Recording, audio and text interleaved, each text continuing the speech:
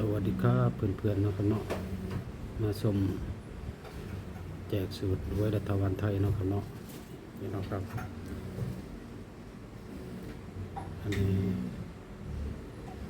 0 คูณ 2เนาะได้2ได้0เนาะครับเนาะได้0บวก5ก็ได้5เนาะครับเนาะนะครับลดแต้มหนึ่งเนาะครับเป็น4เนาะครับมา4เนาะครับเนาะสูตร10 หน่วยเนาะครับเนาะแล้วก็7 คูณ 2เนาะ2 7 14บวก4 8เนาะครับเนาะ8ลดแต้มหนึ่งเนาะครับเนาะมา7เนาะครับเนาะมา7 8เนาะครับเนาะนี่เนาะครับสูตรมีเขามีดุลเนาะครับเนาะย้อนดังไปได้งวดอยู่เนาะครับเนาะเพราะว่าไม่ได้หน่อยเนาะครับก็เลยบ่ได้ย้อนในเบิ่งเนาะครับเนาะ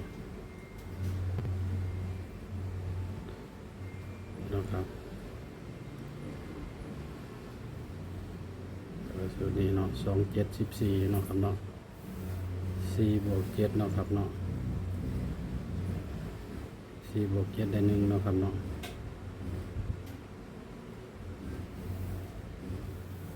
เนาะครับ1ลดแต้ม1ก็ได้0เนาะครับเนาะ1 0อาจจะเข้าข้างล่างเนาะครับเนาะนี่0เนาะครับเนาะ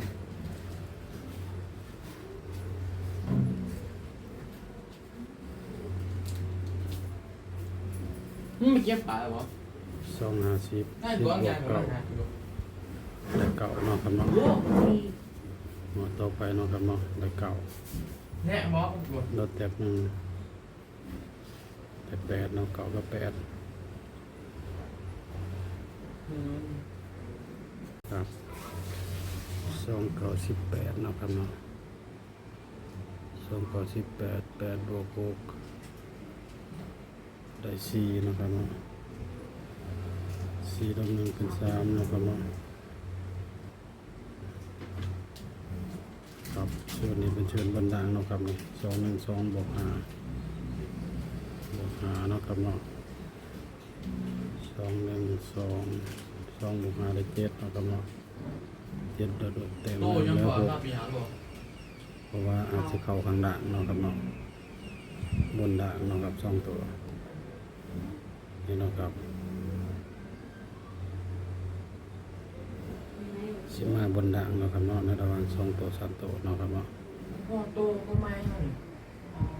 ถ้าผิดพลาดน้อยขอโทษขออภัยเนาะครับเนาะ โอ้งู คลิปนี้ก็ขอบคุณเพื่อนๆที่เข้ามารับชมให้กำลังใจเนาะครับเนาะสูตรมีเขามีดุลเนาะครับเนาะเฮ็ดยอดดังไปได้งวดเนี่ยเนาะครับเนาะ